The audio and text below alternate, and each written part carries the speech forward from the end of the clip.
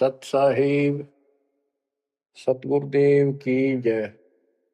बंदी छोड़ कबीर साहिब जी की जय। बंदी छोड़ गरीबदास जी महाराज जी की जय। स्वामी राम देवानंद जी गुरु महाराज जी की जय हो।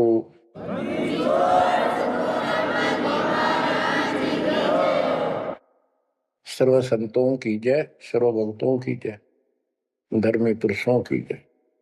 श्री काशी धाम की जय, श्री सुडानी धाम की जय, श्री क्रोथा धाम की जय, श्री बरवाड़ा धाम की जय। सत साहिब परम पिता परमात्मा कबीर जी की असीम कृपा से बच्चों,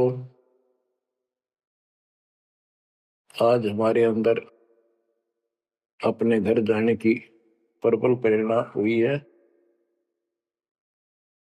बच्चों, कोई भी काम है उसकी विशेष जानकारी होने के बाद उसमें रुचि बनती है। किसी प्रकार अब हमें पता चला है कि इस लोक में हम गलत स्थान पर रह रहे हैं, और आपको यह भी याद दिलाया जाता है कि ये शरीर नहीं रहेगा। जिस परिवार को देखकर हम खूब खुश हैं और होना भी चाहिए, पर ये साथ कितने दिन का है यो तक भी ध्यान देते नहीं। इसके ध्यान न देने से हम जन्म और मरण के इस महान कष्ट को भोग रहे हैं, इस महान कष्ट को झेल रहे हैं। अभी तक कोई इस तरह सच्चाई कहने वाला नहीं था। जैसे कोई यूं कह देता ना कि भाई ऐसे ऐसे हो सकता है, मृत्यु हो जाएगी, तो यूं कहा करते भाई, तो भाई ये बात ना बोला मृत्यु हो जाएगी, अच्छी बात बता। यानी यूं कहना बुरी बात मानने थे कि मुंह ना कह मौत भी हो जाएगी, कभी संसार भी छोड़ना पड़ेगा। यानी इस सच्चाई को अवॉइड करने की चेष्टा करते थे। तो बच्चों, कबूतर क्या करता है, जब बिल्ली निकट आ जाती है वो डर जाता है, उड़ने की बजाय आंखें बंद कर लेता है और सोच लेता है खतरा टल गया, तो वो उसकी गर्दन मरोड़ के खा जाती है। अब आंखें बंद करें काम नहीं चलेगा, ये तो खोलनी पड़ेगी, हिम्मत करनी पड़ेगी, यहां से उड़ना पड़ेगा, काल से बचना पड़ेगा। पहले जैसे 12 कबीर पंथ चले हैं, उससे पहले ये हिंदू धर्म, उसके बाद ये यहूदी धर्म, ईसाई धर्म, फिर मुसलमान धर्म, जैन धर्म, और ये 12 पंथ। इनमें ज्ञान तो बताया जाता था कि भक्ति कर लो, नहीं तो 84 लाख योनियों में जाना पड़ेगा, पशु पक्षी बनना पड़ेगा। और आत्मा डरती भी थी, भक्ति के लिए प्रेरित भी होती थी, लेकिन वो भक्ति शास्त्र विरुद्ध थी, शास्त्र में प्रमाणित नहीं थी, और वो ज्ञान भी शास्त्र प्रमाणित नहीं था। श्रीमद् भगवत गीता अध्याय 16 श्लोक 23 में स्पष्ट किया है कि शास्त्र विधि को त्याग कर जो अपनी मर्जी से मनमाना आचरण करते हैं अपनी इच्छा से, उनको न सुख होता है, न कोई सिद्धि प्राप्त होती है, और न ही उनकी गति होती है। या तो ये कहो कि गीता गलत और ये झूठे गुरु सच्चे, इनमें से एक को रिजेक्ट करना पड़ेगा। लेकिन गीता को कोई रिजेक्ट कर नहीं सकेगा, आखिर में इन झूठे गुरुओं को त्यागना पड़ेगा। बच्चों, परमात्मा के पाने के लिए, उस सुख को प्राप्त करने के लिए कितने कितने कष्ट झेले हैं महापुरुषों ने। हमने भी उठाए, हम ऋषि बने, ऋषि बनकर कठिन साधनाएं की। जैसा लोकवेद दंत कथाएं सुना करते थे, उसके आधार पर सिद्धियां आ गई, सिद्धियां दिखा कर फिर प्रसिद्धि होगी, उस प्रसिद्धि के ऊपर हम प्रसिद्ध हो गए और खूब महर्षि प्रसिद्ध हो गए। अब पता चला वो प्रसिद्धि कैसी थी, जैसे आपको राबिया का प्रमाण बताया, 4 साल की ठीक साधना से ऐसे ऐसे चमत्कार भी हो गए, मक्का उठ के आ गया, लेकिन भविष्य जीरो हो गया उसका। सिर भी काट दिया, इतनी प्रेरित थी भगवान के प्रति, लेकिन नथिंग, कुछ नहीं हुआ। काम तो अब बनेगा जब बनवाया जाता है। गरीब ये जीवन सफल है, जब लग राम रटंत, देखोरी को जाने दे, भरम पड़े हैं पंथ। इस मनुष्य जीवन की सफलता उसी की है जो परमात्मा का भजन करते हैं, अन्यथा इसका कोई यूज नहीं। पशु पक्षी का भी ऐसा ही जीवन है, ऐसे ही कर्म वो करते हैं, खाना पीना, टट्टी जाना, बच्चे उत्पन्न करना, बच्चों के लिए फिर सारा दिन भटक के उनका पोषण करना, फिर मर जाना। ये कोई जीवन है? इस ज्ञान से आपके अंदर जो गलत प्रेरणा भरी हुई है वो काल द्वारा भरी गई है, बहुत प्रबल है, वो सामान्य नहीं है। अब जैसे किसी को बुखार हो जाता है तो उसके बस की बात नहीं वो नॉर्मल हो जा, तो उसके लिए औषधि की आवश्यकता पड़ती है, और जब नॉर्मल हो जाएगा फिर सारे काम ठीक करेगा। इसी प्रकार ये आपके बस की बात नहीं है जो आप जिस व्यवस्था में लग रहे हो। ये इस ज्ञान से, इस भक्ति से आपका ये अज्ञान हटेगा, ये जिससे प्रभावित हो बुखार हटेगा, फिर आपकी लगन अदब से बनेगी, अलग से बनेगी। अगर ये भाव नहीं बना तो क्या ये जीवन अच्छा है जो आप जी रहे हो?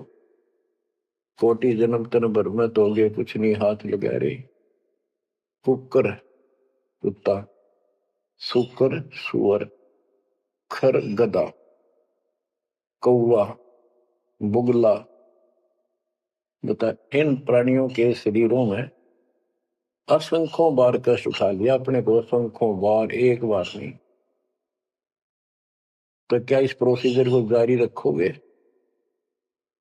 मेरी आत्मा तो मान नहीं रही कि आप इसको स्वीकार कर दोगे। और अब भी आपकी आंखें नहीं खुलेंगी और आपकी प्रेरणा नहीं बनेगी, तो फिर इंसान नहीं, पत्थर हो तुम, पत्थर। कोटि वर्ष करे संगत संतों की, पत्थर का दिल में क्या बीजे, चंदन बन में रंग ला दे, एक बांस बिटम भी ना सींचे। पत्थर को जल में डाल दे, कितने गहरे जल में डाल दे, कितने दिन डाले रखे, उसका कोई असर जल का नहीं होता। नहीं, जल से तो नरम होता है पदार्थ, बाहर निकालते उसको घिसा दे दूसरे पत्थर से, जो का तो चिंगारी निकलेंगी। तो पत्थर जैसे प्राणियों को किसी चीज का असर नहीं होता। ये अमृतवाणी उन पुण्यात्माओं को झंझोड़ कर रख देंगी जिनकी आंखें काल में अज्ञान से बंद कर रखी हैं। उस परम पिता के घर जाने के लिए, सुख को प्राप्त करने के लिए, गरीबदास जी बताते हैं कि मंसूर मैसूर क्यों हो गया, शरीर फांसी प्रवेश, और जाके ऊपर एती नौबत बीती। कैसा है वो देश? उस परमात्मा के सुख को, सतलोक की प्राप्ति के लिए, उसकी प्राप्ति के लिए टुकड़े टुकड़े शरीर करा दिया मंसूर अली जी ने, पीछे नहीं हटा। तो गरीबदास जी कहते वो सुख कितना होगा जिसके लिए शरीर भी खत्म कर दिया, कोई नो प्रॉब्लम। और ये शरीर तो आपका रहेगा नहीं, गारंटीड है। इसलिए बार बार याद दिलाता हूं कि हमारे ऊपर नशा जबरदस्त कर रखा काल में। ये आपके बस की बात नहीं, ये तो ये एंटीबायोटिक आपको प्रेरित रखेंगे। आप भक्ति भी करोगे, बुराइयों से बचोगे, और अपने घर जाने की प्रबल इच्छा बनेगी। जहां आशा ता बासा होई, मन कर वचन सुमरिय सोई। गिरिव नरसिंह रूप सतगुरु धरा, प्रहलाद भगत के काज, हिरणाकुश को ले गया, जो तीतर को बाज। परमात्मा कबीर जी ने ही नरसिंह रूप धारण किया। ये सारा श्रेय अभी तक श्री विष्णु जी उर्फ श्री कृष्ण जी को दिया जा रहा था। जो भी है परमात्मा चाहते हैं कि किसी तरह इनकी भक्ति में आस्था बनी रहे। ये किसी को मानकर भक्ति कर रहे हैं, करते रहो, उससे मिलना कुछ नहीं, पर पिछले संस्कार से मालिक उनकी मदद स्वयं करते हैं। गरीब नामा का देवल फेरा, मुई जवाई गाय, पीड़ा मिट्टी संत की, छान छवाई आए। कबीर साहब कहते हैं, दो दिन मेरी शरण है, ताका हूं मैं दास, दास में नौकर गुलाम, और गेल गेल लग गया तो जब तक धरती आकाश। अब नामदेव जी पिछले संस्कारी थे। परमात्मा कबीर जी कहीं भी आश्रम बना के कुछ समय के लिए रह जाते हैं, एक गुरु की भूमिका करते हैं, अपने बच्चों को वहां आसपास के क्षेत्र के बच्चों को ज्ञान सुनाते हैं। कोयल के बच्चे उस ज्ञान को सुनकर, आवाज को सुनकर परमात्मा की तरफ खिंचे आते हैं, कौवे वाले रह जाते हैं। तो उस समय रंका और बंका दोनों पति पत्नी थे। एक उनकी बेटी थी वंका। नामदेव भी उसी समय परमात्मा कबीर जी के शिष्य हुए थे, जब वो वासनपुर में लीला कर रहे थे। हम ज्ञान सुन लेते हैं, सारी बात करते हैं, पर अपनी जो पूर्व प्रेरणा है, पिछले जन्म के संस्कारों से भी हम बाज नहीं आते। अब नामदेव जी जा रहे थे, एक मंदिर में आरती हुई थी, ब्राह्मण लोग आरती कर रहे थे, और उसके ऐसी धूम चढ़ी कि वो भी मंदिर में पहुंच गया। हाथ में जूते निकाल लिए अपने, जैसे ये बजाते हैं ताल, उस तरह बजाने लग गया। घंटी बजाते हैं, और बजाता बजाता आरती में मगन होकर उनके ब्राह्मणों के बीच में पहुंच गया। यानी पत्थर की मूर्ति के सामने पहुंचना चाहा। पंडितों ने पकड़ कर उसको मंदिर के पीछे फेंक दिया। ये शूद्र छोटी जाति का समेत जूतों आ गया, हमारा धर्म भ्रष्ट कर दिया, हमारे भगवान को इसने रुष्ट कर दिया। वो तो फिर भी पड़ा पड़ा मन की आरती कर रहा था, लो लगी थी दाता में।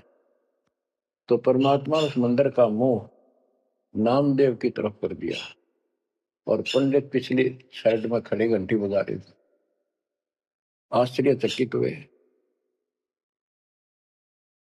तो एक दिन नामदेव रंका बंका के घर गया, तो उस दिन वंका लड़की, रंका और वंका जंगल में लकड़ियां लेने गए हुए थे। पीछे वो लड़की अकेली थी, वो कोई पट्टी तैयार करे थी, जैसे किसी के चोट लग जाया करे, हल्दी वगैरह लगा के। नामदेव बोला, बहन किसको क्या हो गया, किसको चोट लगी, किसके लिए पट्टी बना रही हो? वंका बोली, रे नामदेव तो गुरु जी ने ज्यादा दुखी ना करा कर, तो भाई मर्यादा में नहीं रहता। वहां के जरूरत ही तेरे को जाने जिस मंदिर में, अपना मंदिर में जाना भगवान अलाउड थोड़ा कर रखे है, मानता नहीं तो तेरे लिए, तेरी इज्जत रखने के लिए गुरु जी तेरे मंदिर फेर गए थे, हाथा चोट लगी भाई, उनका पट्टी बांधे। नामदेव गया, देखा तो सचमुच गुरु जी के हाथों में चोट लगी हुई है, और वंका ने पट्टी बांधी। तो बच्चों, हम भक्ति भी करते हैं, पर अपने संस्कार फिर भी कोई न कोई अड़ाए रखते हैं, ये परमात्मा को परेशान करते हैं। अब आ गया है कति पीक टाइम, अब ये बात नहीं चलेगी। पहले तो चलो को रह गए, कोई बात ना, पैर पकड़ लिए भगवान ने, अब क्या फिसल गया पैर, तो पता नहीं कहां पड़ोगे जाकर। ऐसा अजब गजब का ज्ञान दे दिया, ऐसा समाधान आपको दे दिया, और ऐसे समय में मानो श्री मालिक ने। तो आंखें खोल लो। गरीबनामा का देवल फेरा, मुई जवाई गाए, पीड़ा मिट्टी संत की, छान छवाई आए। अब जिसमें नामदेव जी ने मंदिर घुमा दिया, घुमाया तो मालिक ने था, लेकिन मालिक अपने नाम नहीं लेते। करा करावे साइया, मन में लहर उठा, दादू सदर जीव के आ बगल हो गया। उनकी महिमा ज्यादा होगी। मुसलमान धर्म के लोगों को दिक्कत हुई, उन्होंने राजा को कहा कि ऐसे ऐसे काकर है, वो दुनिया को गुमराह करता है कि मुर्दे जिंदे कर देता है, मंदिर घुमा दिया, ऐसे कर दिया। राजा ने पकड़ के बुलाया और कहा ये गाय काट दी वहां पर, इसको जिंदा कर। जब जाने तो संत है, नहीं तो तेरी गर्दन यही काट दूंगा। कबीर साहब कहते हैं हम फिर वहां गए अपने बच्चे के लिए और उस गाय को जीवित किया। जैसे पुराने समय में सब छान झोपड़ी डाला करते थे, हट घास ग्रास की, और वो साल भर में कंडम हो जाती थी, तो बारिश आने से पहले उनको फिर से या तो नहीं डालते थे या कुछ रिपेयर किया करते थे। नामदेव की माता जी ने कहा बेटा अपनी छान ठीक कर ले झोपड़ी, बारिश आने वाली है, मौसम निकट है। वो कहने लगा ठीक है माता जी, जाता हूं मैं जंगल से सरकंडे काट के लाता हूं, घास फूस। रास्ते में सत्संग हो रहा था, सत्संग सुनकर फिर वहां सेवा में लग गया। शाम होगी वापस आ गया। उसकी माँ बोली बेटा ले निकल घास फूस। माँ ऐसे ऐसे सत्संग में चला गया, ध्यान नहीं रहा। अगले दिन फिर ऐसे ही। उसकी माँ बोली भाई देख ले तो बारिश हो जाएगी, कुछ दिन सारे कपड़े भीजेंगे, अपने भीगेंगे, बहुत नुकसान हो जाएगा। अगले दिन भी ऐसे हुआ। तीसरे दिन उसने सोचा आधा सत्संग सुन लूं और फिर जाऊंगा। आधा सत्संग सुनकर चल पड़ा। सत्संग तो फिर पूरा ही सुनना पड़ा उसने, फिर सेवा सेवा ना करी, अपना काम के लिए चल पड़ा। जल्दी जल्दी घास फूस काटने लगा, पैर में कुहाड़ी लगी, दांती लगी और ज्यादा चोट लगी। पैर के पट्टी बांधी, अपना कपड़ा वही ले रखा तो पाड़ के चदर। और उसी दिन परमात्मा ने नामदेव का रूप बनाया और खूब ये सरकंडे सिर पर धर के ले आए, आके छान बना दी और डाल दी। नामदेव शाम को लंगड़ाता लंगड़ाता पहुंचा। माँ बोली के लग गया बेटा? मैंने बताया माँ ऐसे ऐसे आज भी ना लड़ पाया मैं तो। माँ उस झोपड़ी से आगे पहुंच गई, बेटे को तकलीफ सी देख के क्या लग गया बेटे का। माँ माफ करिए आज भी नहीं सामान जान पाया मैं तो, वो ऐसे ऐसे बन गई मेरे साथ। कोशिश करूँ था जल्दी जल्दी काटूं, माँ दुख पाओगी। मेरे तो पैर में कुहाड़ी लग गई है, दांती लगी, चोट लगी और चला भी नहीं जाता। माँ ठीक होती बनाऊंगा झोपड़ी। उसकी माँ उसके मुंह की तरफ देखे और कह बेटा क्या बोल रहा है तू? तो अभी तो आया था झोपड़ी खुद बना के गया, बेटा क्या कह रही है, चोट कब लगी तेरे? नामदेव निकट आया, देखा ताकि झोपड़ी बना रखी है गजब के सरकंडे लाके। ऐसे तो आसपास की तो थे भी को नहीं, ऐसा घास फूस। नामदेव खूब रोया बैठे। माँ भगवान थे, परमात्मा थे वो तो बच्चों जो दिन मेरी शरण है ताका हूं मैं दास, गेल गेल लग गया जब तक धरती आकाश। ये किसी जन्म में भक्ति खूब करी थी जैसे इस युग में, और इस युग के फिसले हुए भक्ति गजब की रहती है, क्योंकि यह साधना शास्त्र रूप है। मोक्ष ना होता तब तक परमात्मा इनके साथ ठहरे, इनसे चमत्कार भी होते रहते, नाम भी हो जाता, पर काम तो ना बना, मोक्ष तो ना हो। तो ये जो ज्ञान आपको सुना जा रहा है, ये हर पहलू पर आपको सतर्क किया जा रहा है। तो या तो इस भक्ति में छोड़ दो, रिया कति दृढ़ हो जाओ, कमर कस लो, अब के पीछा छुटवाना है। ये लल्लो पत्तो बहुत होली, केवल हम सुख मांगते हैं, धन मांगते हैं, बेटा ना तो बेटा मांगते हैं, और धन संपत्ति मांगते हैं। ये तो बिना मांगे दे देगा, जब दिल डट गया आपका, दृढ़ रहे तो कोई भी काम है दृढ़ता के साथ होता है। कबीर साहब कहते हैं, कबीर धीरे धीरे रे मना, धीरे सब पूछो, माली सींचे सौ गुणा, फिर तो है फलो। आज पौधा बोया है आम का, अगले दिन नहीं लगेंगे फल उसके, महीने 20 दिन भी नहीं लगेंगे, वर्षों उसकी सेवा करनी पड़ेगी। एक बार पेड़ बन जाने दो, फिर देखना आपको छाया भी और फल भी इतने देगा, आप भी खाइयो, रिश्तेदारों को खिलाइयो। इसी प्रकार इस भक्ति रूपी पौधे को पेड़ बना लो।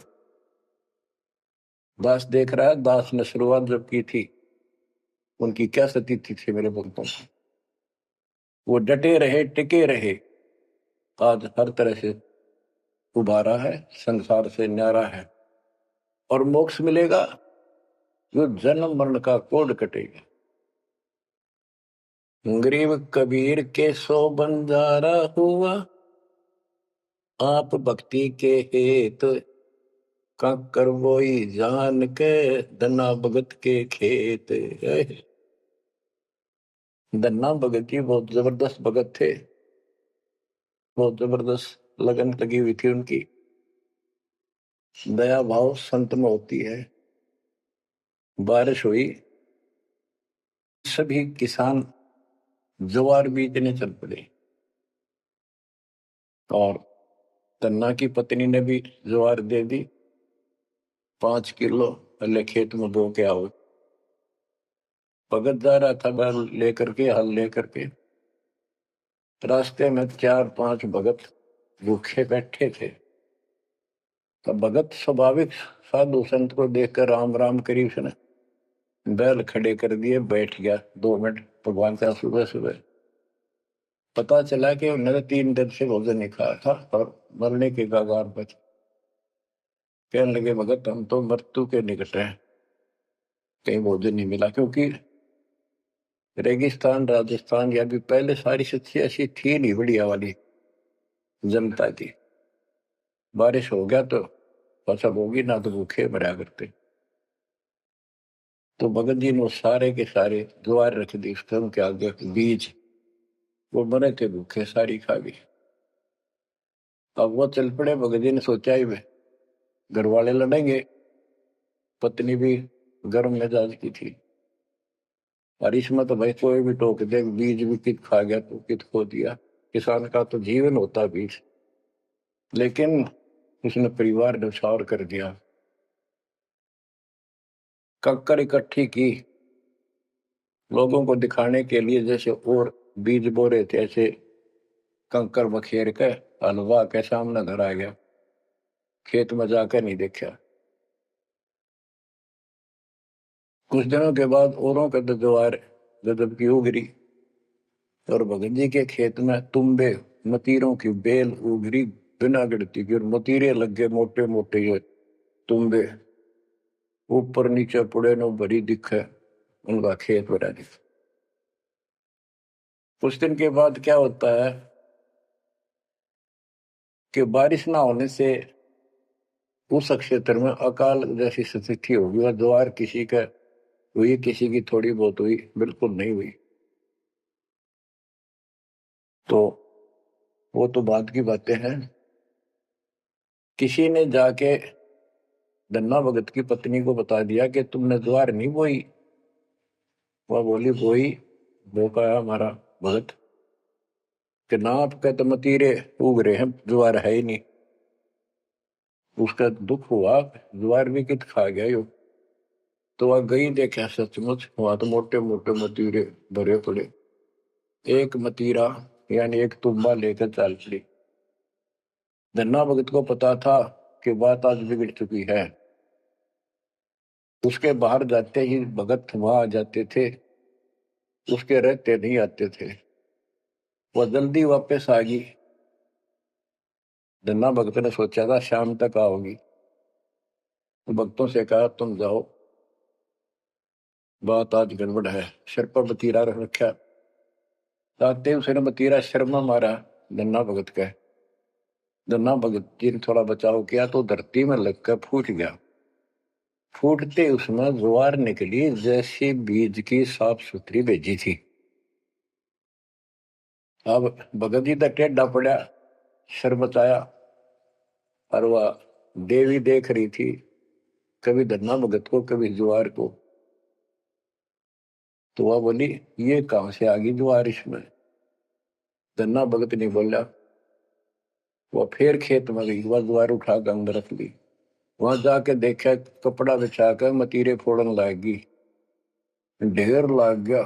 गठड़ी बांध के चल पड़ी, ढोण लागी ज्वार। अरोरा की ज्वार कति कंडम सी होगी, वो ये को ना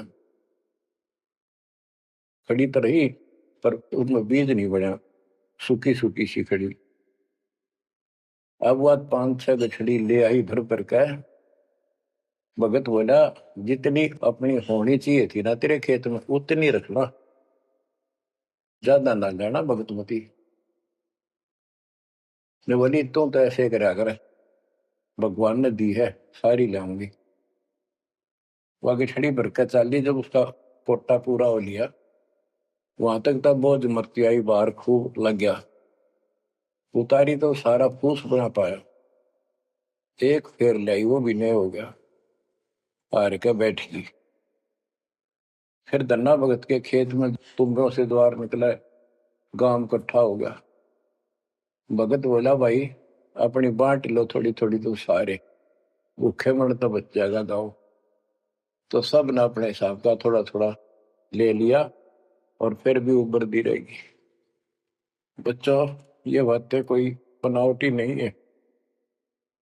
जिनने भगवान के ऊपर समर्पण किया, जो भगवान पर समर्पित हुए, भगवान ने कभी उनका मारा नहीं।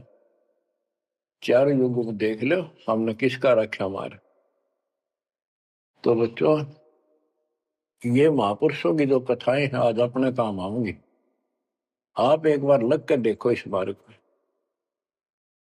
कोई जगह नहीं रहेगी आपको अगर मगर करने की। इस मन को कति परमात्मा हर तरह से संतुष्ट कर देगा। दास अपनी एक कथा बताओगा। हम सुनते थे कि द्रौपदी का चीर बढ़ा दिया भगवान ने, पर ये नहीं पता था क्यों बढ़ाया था।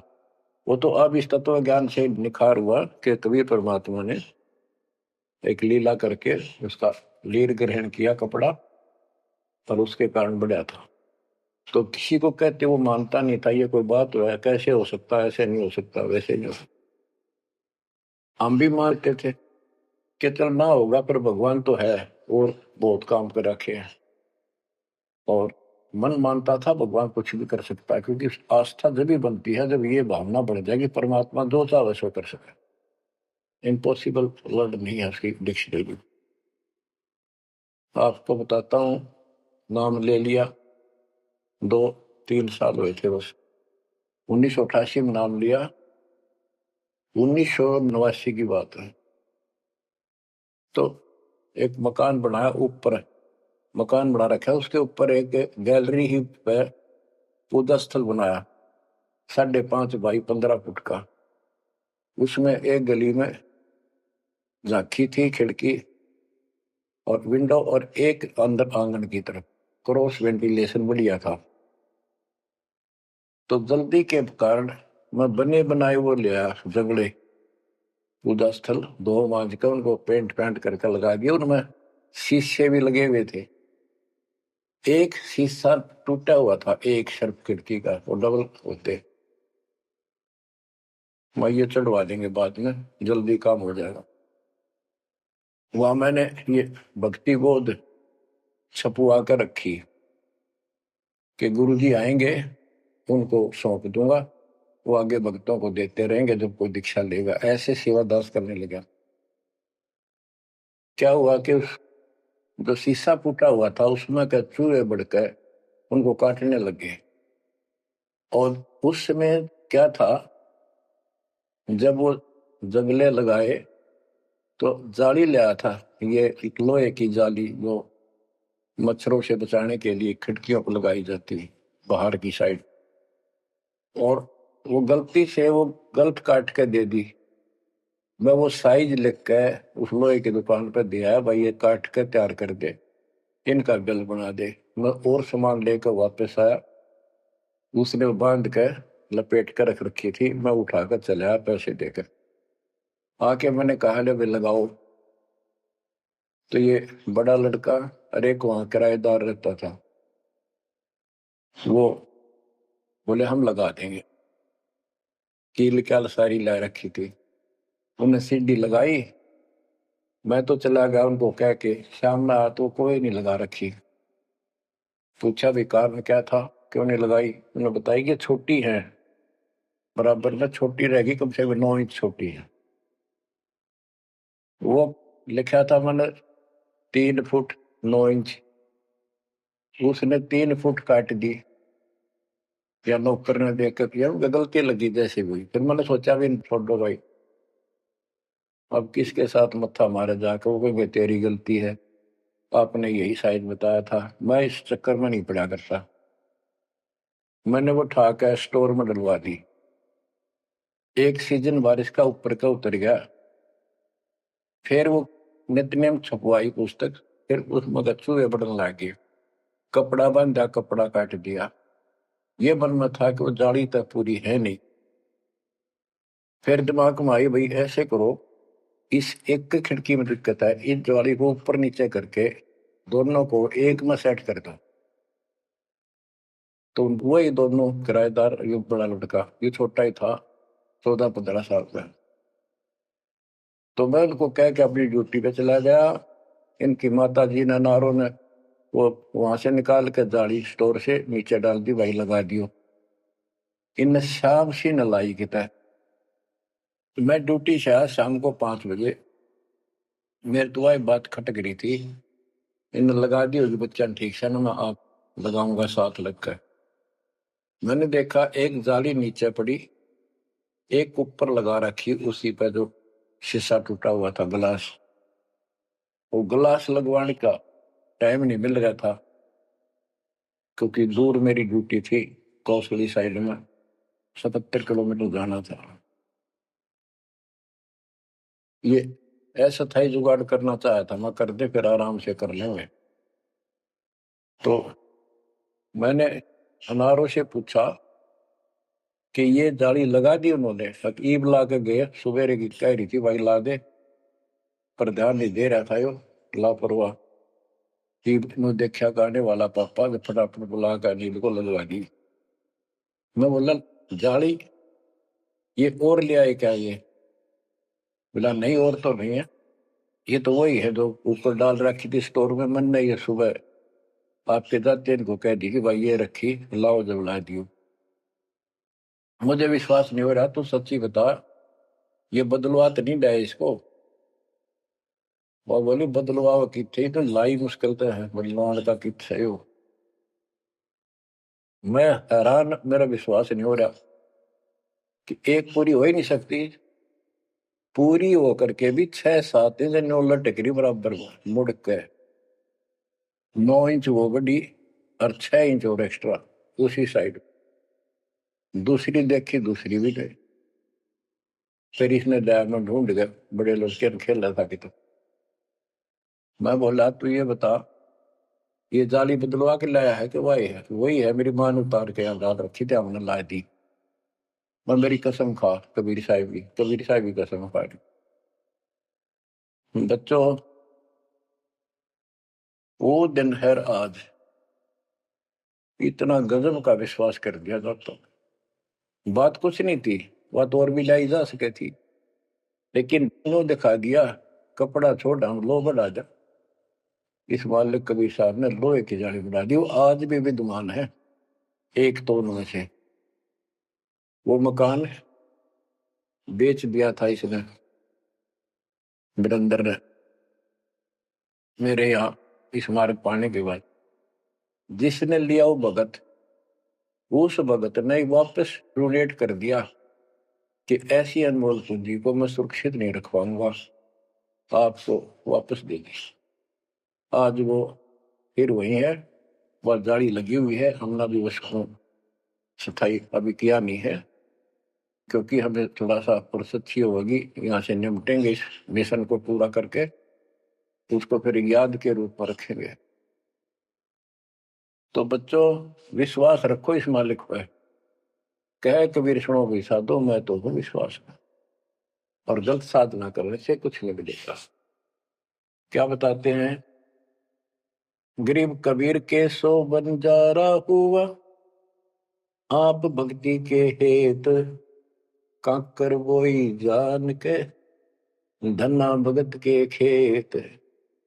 वहां काकर से अन्न हुआ, कंकर से, वहां काकर से अन्न हुआ, वहां केसों से हुआ कबीर।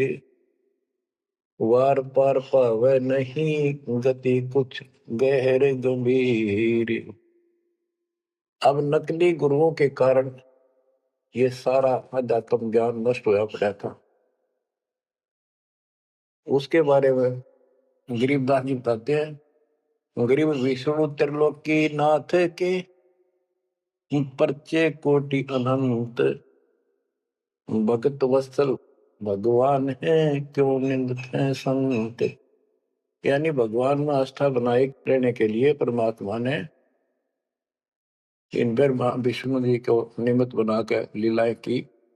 कहते हैं इनको विशेष वो ना समझो, ये भी अच्छी आत्मा है, तीन लोक के नाथ हैं। अब जैसे कोई मंत्री है, उसकी भी पावर होती है, उसको ये कहना तो कुछ नहीं है, प्रधानमंत्री सब कुछ है, ये तो लड़ाई वाली बातें हैं। ये तो सतीथी बताई है, इनकी इतनी औकात है, इतनी ताकत है, उनकी इतनी है, इनसे हम दूर नहीं हो सकते और इनको एज ए ईस्ट पूज भी नहीं सकते कि ये करतार बने हुए हैं अपने आप। ये वो करतार नहीं जो होना चाहिए। गरीब करता ऊपर चोट है, कहते हैं करतार, मूल लह नहीं मूर्खा, गिनते हैं क्यों डारे। ओए होए, कि जितने करतार अपने आप बना रखे तुमने, राम कृष्ण विष्णु, ये फिर कितने बना रखे। कर्ता ऊपर चोट है, जो एक करतार को छोड़कर अन्य जो कर्ता बनते हैं उनकी दुरुक्ति होती है। रामचंद्र देख लो, सारी उम्र दुखी रहा और कर्ता बन रहा था, लोग भगवान के थे भी मान लेता था, आजीवन कष्ट रहा। अंत में सरयू नदी में जल समाधि ली, डूब कर मरा। कृष्ण जी सारी उम्र दुखी रहा, सुख का सांस कभी नहीं, कभी कंस, कभी केसी, कभी चाणूर, कभी कुछ पूतना, और आखिर में दुर्वासा के श्राप से कुल उनके सामने नष्ट हो गया। जिसका कुल सामने मरे है और पश्चात वो जीव है, सबसे निर्भाग आदमी है। सब कष्टों को देख कर रो रो के टाइम काटा, आखिर में एक विषाक्त तीर से मारेगा, विषाक्त जहर से बुझे हुए एरो तीर से मारेगा। अब क्या बताते हैं, गरीब करता ऊपर चोट है, कहते हैं करता रे, मूल लह नहीं मूर्खा, गिनते हैं क्यों डारे। के मूल की पूजा क्यों नहीं करते, डालियों में क्यों गिनते फिर हो तुम, कितने भगवान है, कितने टहनी है। मूल से सब कुछ होता है। गरीब सतगुरु साहिब एक है, दूजा ब्रह्म विरोध, बिन सतगुरु सूझे नहीं, चाहे पढ़ो 18 बोध। गरीब गल गोटा गुरु आखने, फांसी दे अड़ाए, द्वादश तिलक बनाए कर, चंपुर दे धकाए। कि ये इंसान का नाश करने, मनुष्य जीवन को बर्बाद करने वाले, ये बाह्य दिखावा करके द्वादश 12 तिलक बना लेंगे, कंठी माला पहन लेंगे, लाल कपड़े बड़ी बड़ी दाढ़ी मूछ उठा लेंगे या घुटन घोट हो जाएंगे, मूड में डालेंगे। ये गलगोटा है, ये काल की फांसी लिए फिर रहे झूठी साधना करवा के। कहते द्वादश तलक बनाए कर लोग इन पर कुर्बान हो जा साधु है, और जमपुर दे धक्का, यानी उस नरक में धक्के ठोक दे। क्या साधना गलत पे जागा करो। गिरव झूठे गुरु का नाक ले, फिर श्रवण और नैन, सतगुरु बोले साखिए, दूर कर फोकट पहन। कहते नकली गुरुओं का इनका जूते मारे, नाक काटे, यानी कहने का भाव है कि इनका बच जा, दूर हो जा, फूक दे। फूकना मतलब ये नहीं आग लगा दे या उन्हें मार दे। उन्होंने आग्रह कैसे, यह कहावत हमारे यहाँ कि इसने फूक दे एक तरफ, जैसे कोई सामान मंगाया, इसकी जरूरत नहीं, कौन खा ला, ना फूक एक तरफ, यानी पटक दे दूर। एक गरीबदास जी कहते झूठे गुरु के नाक कान काट दे। इसका अर्थ है कि उनको कति वहां से अपने से दूर कर ले। गरीब झूठे गुरु को झटक दे, से स्वामी को फूक, या मैं दोष जरा नहीं, शब्द कहा हम कूक। गरीबदास जी बताते हैं झूठे गुरु को झटक दे, और जो नकली शिष्य उन पे चिपके बैठे उन्हें भी फूक। फूकने का मतलब ये नहीं उन्हें मार दे कि एक तरफ पड़े रहने दो। गरीब पीछे गई सो जाने दे, ले रहती को राख, उतरी लाभ चढ़ाई यो करो अपूठी चाख। गरीबदास जी कहते पीछे जो हुई सो हुई, उसने भूल जाओ, अब शेष बचे जीवन में संभाल लो। उतरी लाभ चढ़ाइयो करो अपूठी चाख। जैसे हम सत भक्ति ना करने से हमारे सारे काम बहुत खिंचके होते ही नहीं, परेशानी रहती है। और जब सच्चा गुरु मिल जाता है वही काम फटाफट होने लग जाते हैं। पुराने समय में कुएं से जल निकाला करते थे, सिंचाई का काम भी कुओं से होता था, उसमें बैल जोड़े जाते थे, एक लाव होती थी, लाव, वो डोल नीचे जाता था, एक लकड़ की पुड़ी होती थी, लोहे का इतना सिस्टम नहीं था, फिर लोहे की बनने लगी थी पुली, उसके ऊपर वो लाव यानी रस्सी, मोटी रस्सी होती थी, बढ़िया मजबूत। वो पुली से नीचे उतर जाती तो अब पुली घूमती नहीं, वो खिड़की से होती थी, वो घूमती नहीं और अड़का खड़ा हो जाता नीचे, रस्सा गिर जाता साथ में। फिर उसको कहते फिर से पुली पर रख और फिर खींच, आसानी से घूमेगी और फटाफट पानी निकला होगा। कि शास्त्र विरुद्ध साधना करके भक्ति से दूर होकर भगवान से तुम दुख पा रहे हो, फिर से भक्ति शुरू कर दो, फिर आपको सुख होगा। गिरव पीछे गई सो जानते, ले रहती को रख, जो शेष बचा जीवन इसको संभाल ले रख। उतरी लाभ चढ़ाई यो करो अपूठी चाख। गिरव मोए बिन पावे नहीं, जीवित कैसा योग, 84 आसन करे मिटे न संसार शोक। के जीवित मरे बिना परमात्मा प्राप्ति नहीं होगी। तुम जैसे बकवादों लग रहे हो, जीवित कैसा योग, ऐसे भक्ति नहीं पड़ेगी। और जो 84 आसन कर करके लोग दिखावा करते हैं, इसे मोक्ष नहीं है। गिरिव पंच अग्नि पाखंड है, मोनी तपे आकाश, झरने बैठे क्या हुआ, क्या जी में पंच गिरास। ये 5 धुएं लगा के बीच में बैठ जाते हैं पाखंड करने के लिए। इन मकला इतनी है ज्ञान नहीं इनको। कोई मौन रखता है, कोई तप करता है, मटके घड़े के अंदर सुराख करा के एक तपाई कर रख के 40 दिन सर्दी के महीने में 100 मटके डेली पानी के अपने सिर पर डलवाता है। और वो बड़े बड़े गांव के लोग उस पाखंडी के चारों तरफ परिक्रमा करते हैं। और कोई कहे मैं सिर्फ 5 गिलास खाया करूं, ज्यादा खाता नहीं। इस तरह के ड्रामाबाजी से अट्रैक्ट करते पब्लिक को, पल्ला कुछ नहीं। गिरिव दूधा धारी शब्द है, पान फूल फल खाई, घट में नाम न संचर, ये बंधे जमपुर जाई। कई बताते हैं एक बाबा है, दूध दूध पियो है, बड़ा शब्द है, दूध दाधारी बोलो से, और केवल कभी फल खा लेता है, कोई फूल फल ही खाता है। तो गरीबदास जी कहते, गरीब दूध दाधारी शब्द है, ये पान फूल फल खाई, घट में नाम न संचरे, बंधे जमपुर जाई। सच्ची भक्ति है नहीं, सीधे नरक में जाएंगे। गरीब चुंडित मुंडित भद्रा, मोनी मैल न पावे, धूमर पान ठडेसरी, ये दो जग धक्के खा। गरीब योग नहीं यो रोग है, जब लग निज नाम न चीन, घर घर द्वारे भटकते, देख बिना यकीन। गरीब देख लिया तो क्या हुआ, जब लग नहीं विवेक, तीन काल निपजे नहीं, नहीं मिटे कर्म रेख। के चुंडित मुंडित, जैसे बड़े बड़े सिर पर जटा रख रखी है, दाढ़ी बलवारी, माला मोला पहन गए, बाहर भाई ड्रामा फूल कर रखे है, लाल कपड़े पहन रखे, या कति गोट करवा रखे, मुंड मुंडवा रखे, कहते हैं इनसे कुछ नहीं मिलना, कोई मौन रखते हैं।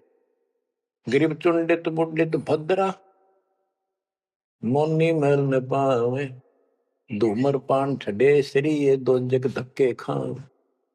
ये धूमर पान करें, नशे करें, सुल्फे की मारे चलम भर कर ढूंढ उठा दे, ठडे श्री खड़े होकर तप करते, कहते दो जग में धक्के खाओगे, नरक में जाएंगे। बच्चों, ये मूल ज्ञान है, ये तत्व ज्ञान है, और ये जो ज्ञान आपको दिया जा रहा है, आपके लिए वरदान होगा। ये कबीर साहब की गिफ्ट है। इस रजा को संभाल के रखियो, इसको हल्के में ना लियो बच्चों, कुर्बान हो जाओ। ये धंधे करते था सिंह धन हो गए, कितना पूरा ना पट्टा। इसकी शरण में डट कर सत्संग सुना करो, सेवा करो और दान करो, मर्यादा का निर्वाह करो, भक्ति करो। देखना नारे रंग ला देगा दाता। मालिक आपको मोक्ष दे, सद्बुद्धि दे, आपको याद बनी रहे अपने घर की सत्साई।